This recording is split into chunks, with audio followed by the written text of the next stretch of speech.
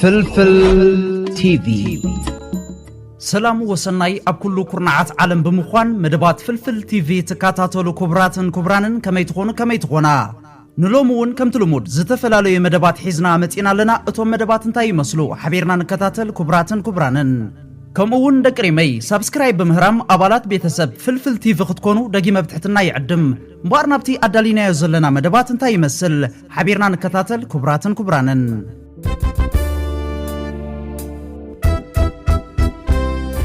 قديمة زغرب لكم زلو حتصرتي حبريتان أباكم كبلي سناي مكتتال بينيام جرماي أبزيك أدام سنبت نايت إديا كلاسيك كتسمديو إرتراوي أولمبيكاوي تقرداماي بينيام جرماي أب هاجري بيلجيم زكاير نايك تشحن عسران شدشتن سبرينت كلاسيك مخفتي ودرات نمستاف دلو مخوانو ترقاقيت والله بز مسرت قدام عسران شومونتن لكاتيت كلتشحن عسران شدشتن أبتي بورتو ناي كابلستون زبوزحو مسمر وددر أملوب نيوس بالدن كم اون سنبت حدا مقابيت كلتشحن عسران شدشتن أب كورنا براسلس كورنا كساتفيو بنيام مسحداس غانتو NSN سايكلين تيم بمخوان أبزوم ناي عالمنا لعلواي درجة UCI وورلد تور وددرات ني إرتران أفريكان وكيلو دموق عود كم زمزقب تتبيتي قبرلو تصبق عدل نبينيام مسكلبو إرتران هندن منستري زينان حبريتان إرترا مس أمباسادر هندي راج كمال تراغيبو أبتي استخاير زاته أمونغو إرتران هندن زلو ناينو حجزي زمدنا نمدل دالن بفلاي دما أب عودة حبريتان زينان زلو ناي كلتي أوي متحقاز نممعبالن نمسفحن أبزك ألولو استفلاليو نتبتات بعمق تمايايتهم غازيت أوي مغلتي إمباسي إرترا أب واشنطن دي سي قزامي سعر تخفلتي كوسمي إيتوبيا تخفالي إيتوبيا تيبورناج إرترا زملكات وغناون بتاريخ زيكون عن أبهالا كبحق إزرحق أيو تيبورناج استبالا حد علول دقافن أمالادن جان دابل تسقنا أبالانج جورنال أبزوتو عمدي رئيتو بزعبا كرنا أفريقا مستيك أندي نزوزوبا كدام خوين زولو قرجل بلتسقنا قبناتون مشفان كم تلومود نهزبن منقسن إرترا كنا أس وغناوي زخونة الرخا بمقراب ننقرات كتمزز فتينو إرترا ناي انداماتا مريت زي تتمت ناي كالوت ناتنتن لؤلاونتن غزااتاوي حدنتن اتخبر مبر زي تتحز بمنصرو دما ننبسان مكلخال ناي مانم فقاد زي تحتت ناب زخونه قلح زي تبلن هاجريا تيبورناج ادعدي زفلت بروباغاندا عبلاخي كخولو زي كلحقي سرعت بلصقنا ابز حلفه 3 عامت كبيد سباوي هلقتن عنوتن اوريدو زلو فشر غجله بلصقنا بزنقوليو نعندرا دريكان اتبابع خان سرعت بلصقنا بكل جنبارات كسعرن كلو محير موجات زتعوته خمسلن كلو فنتزيا مقبار دما أبز حلفة كل عامت هزبي تعذيبو زخعبو لاقتيو زينا حجي قزامه نصبرقنا ايتي ابايتا زلو معبالتات كوينو ملكت عرقت شاقلوتيو يقداس هزبي زخعبو نبعت حرقت بمخانو دحر دقيم كبقبقو زخل كبدي يلن زي أبز فيديو نعزوبو زلنا بقانقوا إنجليش أزي أواناوي بوصل نتبتات ملستات نزيت عنقالي سرعات أورومما تيبورناج بإمباسي إرترا أب واشنطن دي سي توهيبو زليو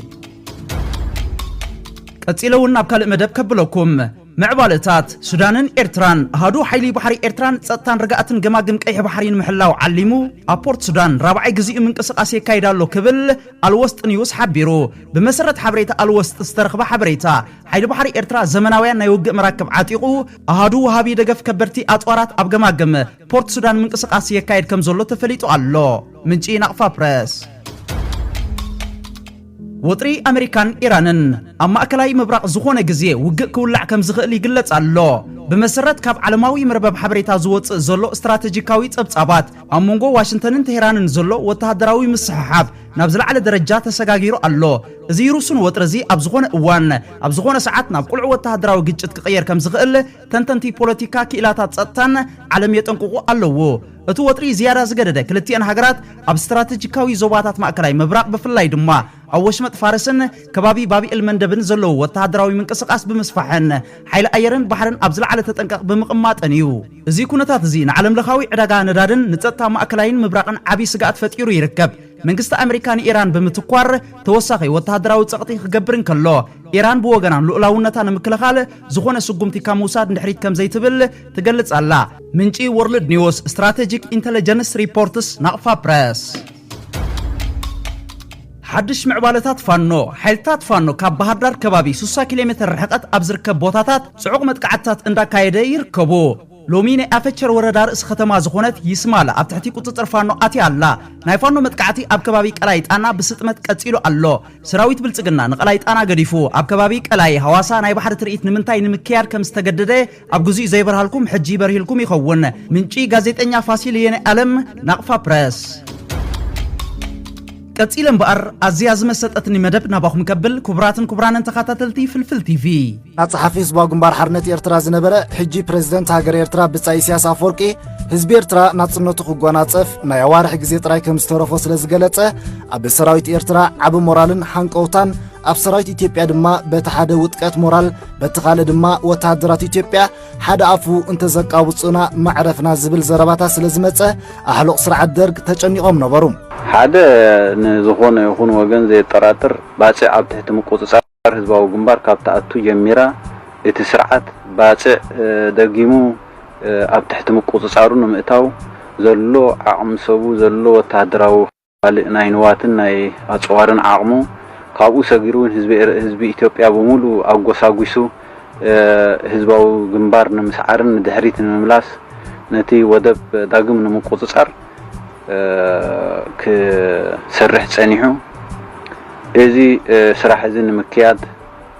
ብናይ ኣጋር ሰራዊት ብናይ መካናይዝድ ኣሃውታቱ ጥራይ ዘይኮነ ናይ ኣየር ጸብለልትነቱ ተጠቒሙ ባርባራዊ ዝኾነ ደብዳባት ከካይድ ጸኒሑ እዚ ተቐዳማይ ዕላምኡ ኮይኑ ካልኣይ ቀቢጻዊ ዝኾነ ናይ ህዝቢ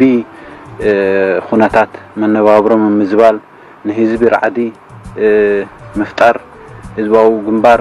ንባጽዕ ከም ናይ ረድኤት ንጥፈታት ማእከል ንምግባር ከካይዶ ጸንሐ ናይ ምጽጋንን ምዕራይን መደባት ምዕናው ብሱሩ ከዓ ኣብ እቲ ወደብ ዝጸንሑ ናይ ኣገልግሎት ትካላት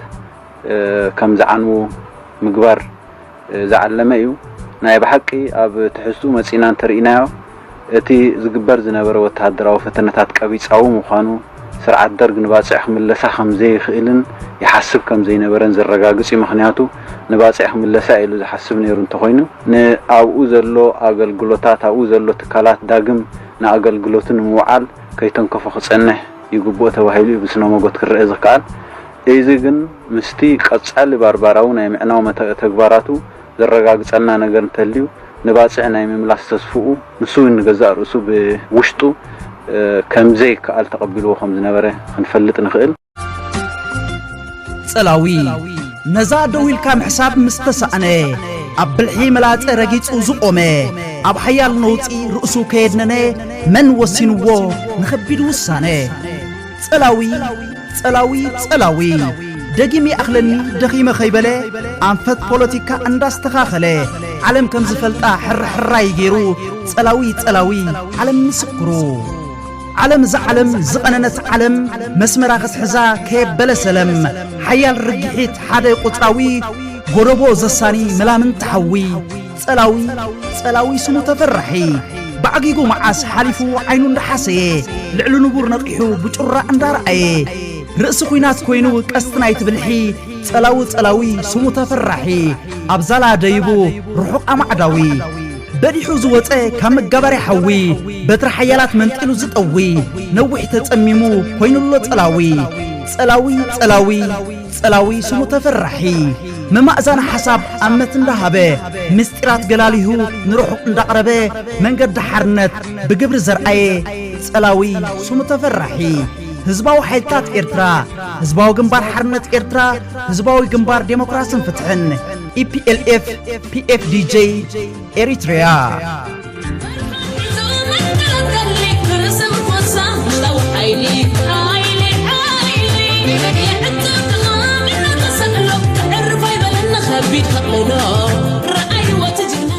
ዛኽ ንከታተላ ጸንሐና ክቡራንን ብናይ ውሽጥ መስመር ዝለኣኩም ለይ ደጊመ ልዑል ምስጋና ኣለኒ ኣዝዩ እዋናውን ኣገዳስን መልእኽቲ ስለ ዝኾነ ቀፂለውን ክቡራንን ተኸታተልቲ ናብ ካልእ መደብ ከብለኩም ደጊመ ሰናይ ምክትታል ሓደ ካብዞም ናይ ስርዓት ቆልዓ በሻሻ ተለኣኺ ዝኾነ እሱ እተን ቁርብ ቁራቦ ዝወሃቦኦ ምስተወሃበ ከም ጤል እንዳቤ ሃንስ ተረኽበ ኢሉ ነዚ ቆፅሊ ሕይኽ ምስ ወዓሎ ዘይንሱ ምስሊ ኣትሒዙ ሃለውለው ከብሎ ዝውዕል ኣብዚ ማሕበራዊ ሚድያ መን በሃል እንተዝብለኩም ብልቤ ከም ትፈልጥዎ ከምደይ ትስሕትዎ ሚእታዊት ኮይነ ኣረጋጊፀ ክሕብረኩም ይፈቱ እዚ ኣብ ቪድዮ ንዕዘቦ ዘለና ምስኪናይ ነተን ዝወሃቦኦ ቁርብ ቁራቦ ክብል ዓቕሉ ፀቢብዎ ሕጂ እኳ ናብ ዕብዳድን ጽላልን ተሰጋጊሩ ከም ዘሎ ገለ ምንጭታት ሓቢሮምና ኣለዎ እምበኣርከስ ክቡራትን ክቡራንን ተኸታተልቲ ከም ዝፍለጥ ንሰራዊት ኤርትራ መንግስቲ ኤርትራ ህዝቢ ኤርትራ ብዝተፈላለዩ ኣጀንዳታት ክዛረብዎን ክዝንጥልዎን ክፀርፍዎን ውዒሎም ዝሓድሩ እዮም ንሶም ኣብ ሃለውለውን ሃተፍተፍን ክነብሩ ንሕናኻ ዝግባአና እንዳፈጸምና ዝግባአና እንዳሰርሓና ክንጓዓዝ እዚ ኣብ ኣፍሪቃና ብፍላይካ ኣብ ዞባና ዘሎ ከይራእኻን ከይሰማዕኻን ትምስክሮ ሓቂ እዩ ህዝቢ ኤርትራ መንግስቲ ኤርትራ ሰራዊት ኤርትራ ናይ ስራሕን ናይ ግብርን እምበር ናይ ሃለውለውን ናይ ዘረባን ኣይኮነን ስርዓታት ኢትዮጵያ ይፍክሩ ሻዕብያ ኣባዳሃረ ድማ ኣጽዋራቶም ብቋንቋ ኢትዮጵያውያን ተጋሩ ማንካ ጀሪካን ድስቲ ፋርኬታ ይሰልቦ ግዲ ክንደይ ኣጽዋር ህዝብን መንግስትን ኤርትራን ምንብርካኽ ዘይተጓረተ ኣባይታ ግን በንጻር እዩ ምንጪ ዘመናዊ ዕጥቂ ሓይልታት ምክልኻል ኤርትራ መን ያ ንዝብል ሕቶ ክንምልስ እንድሕር ተኮይና እዛ ፍርስራስ ሃገር ክልል ኢትዮጵያ ንሶም ተዓድዮም ለሚኖም ክገዝኡ ሰራዊትና ዝቃጽላ ቃጺሉ ዝማረኽ ማሪኹ ዘፍ ከብሎም ልዕሊ ፍርቂ ዘመን ተረባረብ ኮይኑ እዩ ባራዩ ብልጽግና ንስኽን ትጻረፋ ንሕና ድማ ኣብታ ትሕመክን ክንሓጉመክን ኢና ከምዚ ልዕሊ ኢለ ክገልጸልኩም ዝጸንሐኹ መንግስቲ ኢትዮጵያ ኣብዚ ሕጂ እዋን ነዚ ኣለኒ ዝብሎ ዘሎ ኣጽዋር ካበ እዩ ዘምጽኦ ነዛ ቪድዮ ምስ ረኣናዶ እቲ ንጹርን ሓቅን ዝኾነ መልሲ ከም ንረክብ ሚእታዊት ርግጸኛ ኮይነ ክሕብረኩም ይፈቱ ናብዚ ሓጻር ቪድዮ ከብለኩም እየ ኢትዮጵያ ለማኝ ሀገር ነች ለማኝ ደጅጠኝ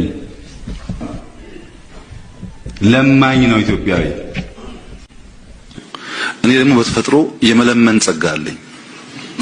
ልመና በጣም የሚሳካልኝ ሰው ነኝ እድሜዬም በሙሉ ማለት ለምኜ ብዙ አላጣ ምናልባት ነቶም ቋንቋ አምሓርኛ ዘይትሰምዑ ከምዚ ክንሰምዖ ዝጸንሐና ስርዓት ቆልዓ በሻሻ ፓርላማ አኪቡ ካብ ዝበሎ ዘረባ ዝተወስደዩ ኢትዮጵያ ለማኒት ሃገርያ ኢትዮጵያ ለማኒት ሃገርያ ብምባልዩ ንገዛ ሃገሩን ህዝቡን ዝገልጽ ዘሎ ኣብ ዝተፈላለየ ኣነወርቲ ቃላት ክዛረብ እንሰምዖ ስርዓት ቆልዓ በሻሻ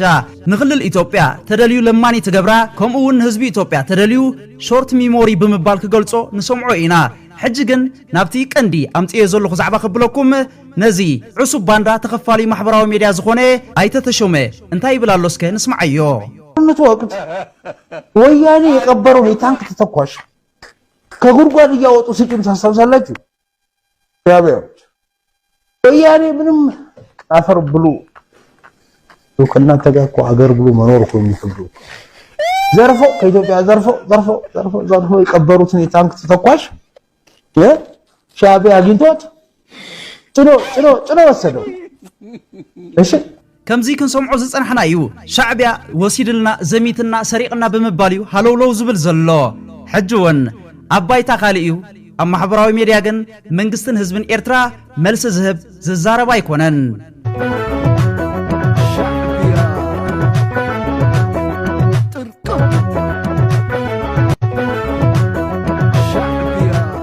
ከምዛ ኣብዛ ቀፂላ ትስዕ ቪድዮ እቲ ሓቅታት ዋላ እኳ ዕረ እንዳጣዓሞም ሓቅታት ዘይቀብሩ ሓቅታት ዘይደፍኑ ግን ኣለዎ ናብዛ ትቕፅል ቪድዮ ከብለኩም ሻዕቢያ ድማ ዳኛ ይውልን አሜሪካ ይሰምዕ ሰይጣን ይሰምዕ ጅኒ ጃንካ ይሰምዕ ሓዲኡ ናይ ኤርትራ መንግስቲ ብስሩውን ወይ ድማ ኢሳያስ እውን ዝድነቐሉስ ይኮነ እንዶ ዝበለይ ተሓጎም ኢሉ ንሓያላት ዓድታት የለ ንነፋፋት ዓድታት የለ ካባና ብቁፅሪ ዝተሓተውን ኮይኑ ግን ብኒሕን ብትዕቢትን ንኹልና ንበርኪኽና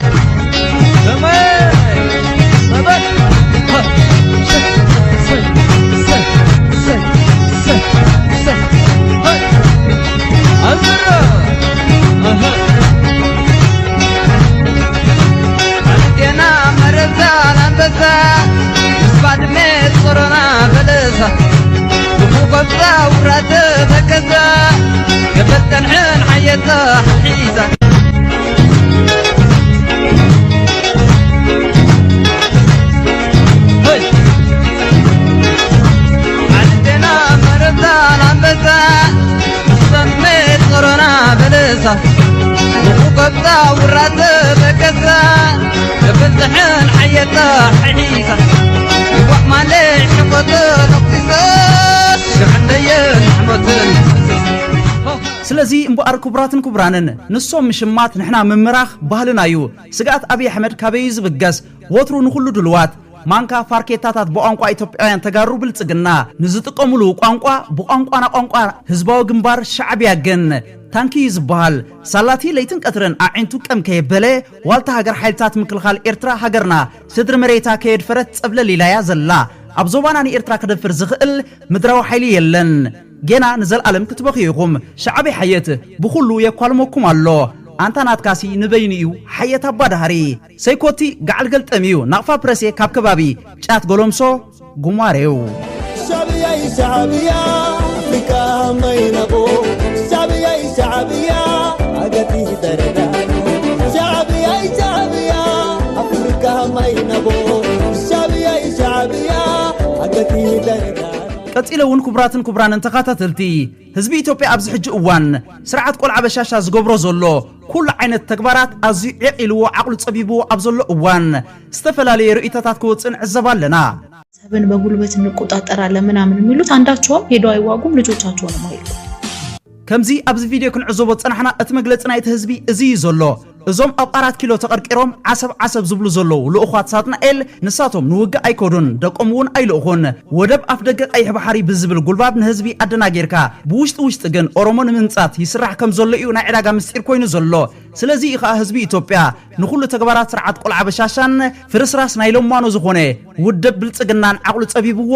ነታ ናይ መወዳእታ ደቃይቕ እንዳሓለነ ኣብ ናይ መወዳእታ ትጽቢት ዝርከብ ዘሎ ሓርፋፍኮና ኸመባ ጨጎራ كلب تغيرك تاريخكم برجرا كلب تغيرك تاريخكم برجرا ቀጽለውን ክቡራትን ክቡራንን ተኻታተልቲ ፍልፍል ቲቪ መቸን ኣብ ዓመት ኣዝዩ መገረምን መስሓቅን ዝኾነ ሓደስቲ ድርሰታት ስርዓት ቆልዓ በሻሻን ኮራኩር ተለኣኽቱን እንዳወፀይ ዝኸይድ ዘሎ ሕጅስካ ሕሉፍ ሓሊፍዎም መቸም ኣብ ኢትዮጵያ ፖለቲከኛ ክትበሃል እንድሕር ኮይንካ ኣብ ዝኾነ ማሕበራዊ ሚድያ ንምንታይ ዋላ ሰለስተ ሰብ ዘይካታተሉኻ ብዛዕባ ሃገር ኤርትራ ኣጸሊምካን ኣነዊርካን እንተ ተዛሪብካ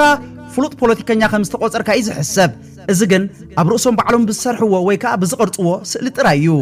ስለዚ ከዓ ናይ ዝውጽኢት እውን ኣብ ማሕበራዊ ሚድያ ብፍላይ ኣብ ቲክቶክ ሃለውለውን ዓዘፍዘፍን ክብል ዝውዕል ዝነበረ ስሙ ንምጥቃስ ኣይደልን እዚ ኣብ ቪድዮ ንሪኦ ዘለና ሕጂ ድማ ከም ሓደ ፍሉጥ ፖለቲከኛ ምስ መራሕቲ ሃገራት ኣፍሪቃ ይራኸብን ይደዋወልን ከም ዘሎ ይሓቢርና ዘሎ ወይ ጉዳም እዚ ጠቕላላ ላግፂ እዩ ዓፈና ዝበሃል ሲ ከምዚ እዩ ዝበለጸት ናይ ሓሶት ድራማ ኮራኩር ብልጽግና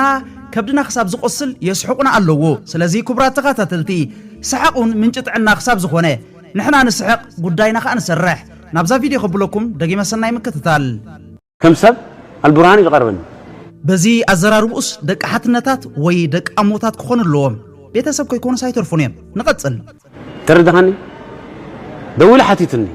አልቡርሃን ይደውይልሉ ክቡራትን ክቡራንን ተኻታተልቲ ምናልባት ምድርባሻት ከይፍጠር ጀነራል ዓብዱልፈታሕ አልቡርሃን ፕሬዚደንት ሱዳን ምዃኑ ክንሕብር ንፈቱ ንቐጽል ኣነውን ብውሽጠይኮም እናበልኩ ዘበነ ግሪንቢጥ ማይና ዓቕብ እንዲሁ አልቡርሃን ይደውይልሉ እዚ ኣብ ማሕበራዊ ሚድያ ኣብ ቲክቶክ ዝተፈላለየ ብዕሉቅ ቃላት ክዛረብ ዝውዕል ዝነበረ እዩ ተደዊልዎ ካብ ፕሬዚደንት ሱዳን ጀነራል ዓብዱልፈታሕ አልቡርሃን አቤት ደውል ሓቲትኒ ታገርና ካተፍርሰም ለኻይኒ محواتي بجنزب تجزم يلي أنا قلب قال كلامك صح معلش كلام صح معلش لو جيجوكو يا أمينو البرهان viewers apologize I'm continue أنا خمسة مسني بس حامد تخون كخمسة مسني قال ملين أمون قلت السوداني تينا ولا أمون قهم أتيلي قدامي سقتبلنا كبدنا نفحنا انت تزاربنا مريت يقفحنا زبل مثل أبواتا لنا البرهانيو نتي أب سودان تولي عزلو كونتات أمونغو أي تقتونا بمبالون دويلو لو خمزنا برأي زقلت زلو نقطة دي وديشو لايف مبراتاتيني تنبلالي عسي مع كورا زي كدنت مريت كدنت سي كمزدو يخون كنقتصلينا كبراتن كبرانن أحواتي قنك شيئت يقولومي السخا قنزم سخا كاوسود كاوغلسي سند لني خمس شيء خايله كذي خيم اليوم دك قالوا لا دك يوحنس يوم دي تاريخ فلت تخون كالي دك قالوا لا دك يوحنس بجلبية باخات تجزيهم واقع له يموت له تتعلس بعالم بزرد قانقا تتصحيفس وردتين تجاري له جنت استجوي تجاريهم تواقع مقول له مين ካብ ትግራይ ንሓሚድቲን ሕግዚና ኢሉ ብሰልፊ ወፂኡ ህዝቢ ፈሊጥዎ ዝኸደለካ የለይ ዝተጨወዩ ዋጋ ኣለዎ ምስ ህዝቢ ትግራይ ዘራኽብ የብሉ ነገር ግን ሕዚ እውን ከፍርሰሙ ኢለ እስኹም እንሰንሰኹም ሃምድልየትኩም ተደልይኹም ንህዝቢኹም ሓሊኹም ህዝቢኹም ትገድፍሉ ልዕለኹም ይሓልሉ ኣነ ስለ ሓዋተይ ግን ንዕየ ዘፍርሰም ዘለኹ ኢለ ኣፍሪሰዮም ከዓ ኢለ ተም ትማሊ ስዕስዕ ንወረኻዮም ፍርቆም ሱዳናውያን እዮም ተጋሩ ይኾኑ ተረዳኻ ኣለኻ እዚ ኣፉ ካእዙን ክንዲ ዝድኾን ብርሃነ ሃይለ ዝበሃል ዓሪኻ ኣለኻ እወ ደራፊ እወ ኩሉ ተቀየረሉ ህዝቢ ትግራይ ብዝቀየረሉ ኩሉ ዝደርፍ ለሎ ተረዳኻ ኣለኻ ዳሲ ዕምብርለው ማለት እዩ ኣብኡ ለለው ረብሓ ክነግረካ ይኽእል እዩ ቅድሚ ሕዚ እውን ከምኡ ምስኡ ተዘራሪብና ኢና እንታይ ኢኻ ትገብር ኣለኻ ኣብዚ መላለስ ኣለኻ ሓንቲ መዓልቲ ግን ስለዚ ህዝቢ ጉዳይ ስለዚ ዘሎ ሕምቀት ተዛሪብካ ይትፈልጥ ኢለ ቃል በቃል ኣባ ማንም እንታይ ክገብር ኣነ ከም ሙዚቀኛ እየ እሞ ረየት ክዋጥይ መፅኡ ሰብ ዝለ ኣፉ ካትሪዮ ክንዲዚ ኣብ እዚ እንደበፅሐ እዩ ሰፍሕ ብርሃነ ማለት ብጣዕሚ ሕፈሪ ክነግረካ ከምዚ ክንሰምዖ ፀንሐናይ ኣብዛ ናይ 2026 ዝበለፀት ዓፈና ኣዝዩ መገረምን መስሓቅን ዝኾነ ብህሎታት ኢና ክንሰምዕ ፀኒሕና አልቡርሃን ብጣዕሚ ይፈሪሑ ምክንያቱ እዚ ውልቀ ሰብ እዚ ክዛረቦ እንከሎ ኣዝዩ ርዒዱ ከም ዘሎ እዩ ኣብቲ ዝምልሰሉ ዝነበረ መልስታት ክጥቀመሉ ዝፀንሐ ፋሻል ኤክስፕረስ ወይ ከዓ ኣካላዊ መልስታት ከንፀባርቆ ፀኒሑ ኣበይ ኮን ተራኺቦም ምኾኑ ድሕሪኡ ኸ እንታይ ተባሂሎም ክቡራትን ክቡራንን ተኸታተልቲ እዛ ክትዕዘብዋ ፀንሐኹም ምናልባት ኣብ ኔትፍሊክስ ተዘርጊሓ ከይትኸውን እሞ ኣብ ኔትፍሊክስ ክንረኽባ ንኽእል ኢና ኢልኩም ናብኡ ከይትኸዱ መዋሊ ረኺባ እያ እንተ ተዓዳጊ ግን ተሳኢኑ እዩ ዘሎ መዋሊ ስርዓት ቆልዓ በሻሻ ንኮራኩሩ ሃለውለው ክብሉ ብብዝሒ ገንዘብ እንዳዋፈረ ስለ ዝርከብ መዋሊ ኣይሰኣኒ ዘሎ ሃለውለው ንኽትብል እንተ ተዓዳግን ሰማዕን ግን ዓቕሉ ወዲኡ ክዕብ ኣቢልዎም ስለ ዘሎ ዝሰምዕን ዝገዝእ እንተሳኢኑ ኣሎ እምበር ክቡራትን ክቡራንን ተኸታተልቲ ከምዚ ዝኣመሰለ መስሓቁን ኣይሰኣን እንታይ ዳ ሰሓቅ ምንጭ ጥዕና እንዲ ዝበሃል ንሕና ንስሕቅ ንሶም ይዕገርግሩ ሃለውለው ይብሉ ስርቂ ነውርያ ኣይኮነትን ድንቂ ብስርቂ ኣይርከብን ሕልፈትኹን ጽድቂ ስርቂ ነውርያ ኣይኮነትን ድንቂ ብስርቂ ኣይርከብን ሕልፈትኹን ጽድቂ ኣብ ዓፍ ደገይ ዝነበረ ፊስቶ ወሲዶሞ ዋንጥቶእቶ ኣብ ገዛተይ ወርቂ ነይሩሞ ኣብ ኣውቶቡስ ኣራጊፎሞ ብሽክለታ እንዳተስኹነይ ተራኣምር ማእከል ተሰነይ ስርቂ ነውርያ ኣይኮነትን ድንቂ ብስርቂ ኣይርከብን ሕልፈትኹን ጽድቂ ሽግር መፂኡ ብኹምራ ሕሰም ዕትሮ ናይ ጋዝ ከይደን ኣቋሕሰም ዕትሮ ነይረን ሓብዛ ክሽነ ጠርጢረዮ ነያርዘነ ያሪስ መኪና እንዳ ንግስቲ ስርቂሎማ ኣብ ብሉኬቲ ስርቂ ነውርያ ኣይኮነትን ድንቂ ብስርቂ ኣይርከብን ሕልፈትኹን ድንቂ ስርቂ ነውርያ ኣይኮነትን ድንቂ ብስርቂ ኣይርከብን ሕልፈትኹን ድንቂ ልዕሊ ገዛይ ዝነበረ ድሽ ቀይረያ ታኸም ብሓድሽ ውሽጢ ኮይነ ቻነል ደሊ ቅልቅል ተልኩስ ዘየላብ ላዕሊ ስርቂ ሓራምያ ኣይኮነትን ድንቂ ብስርቂ ኣይርከብን ሕልፈትኹን ጽድቂ ስርቂ ነውርያ ኣይኮነትን ድንቂ ብስርቂ ኣይርከብን ሕልፈትኹን ጽድቂ ውሽጢ ገዛይ ጋሻ ሓዲሩ ጨዲዕኒ ንግሆ በሪሩ ደንጊጸሉ ምስሕ ደርክዎ ጨኪንለይ ገዛ ይዕኒዎ ስርቂ ነውርያ ኣይኮነትን ድንቂ ብስርቂ ኣይርከብን ሕልፈትኹን ጽድቂ ስርቂ ነውርያ ኣይኮነትን ድንቂ ብስርቂ ኣይርከብን ሕልፈትኹን ጽድቂ እንዳ መስዑድ ዝነበረ ካሸር ገንዘብ ሒዙ ስታላተዓሸር ህፃን ቆልዓ ናይ ጎረቤተይ ስርቂ ለሚዱ በብንእሽተይ ንኽራይ ገዛ ዝሓሰብክዎ እቲ ቆልዓ ኣላዒልዎም أيقونة ديكي بسرقي أيركب حلفة خوتك سرقي نورية أيقونة ديكي بسرقي أيركب حلفة كساب بخالي فيديو زملسكم تطعمو سسناي تطعمو دقريمي نعصبات ودقت وهدقنيت نهاجراو خبرت زلالماو زغرن سماعتاتنا وترو عوتنا حفاش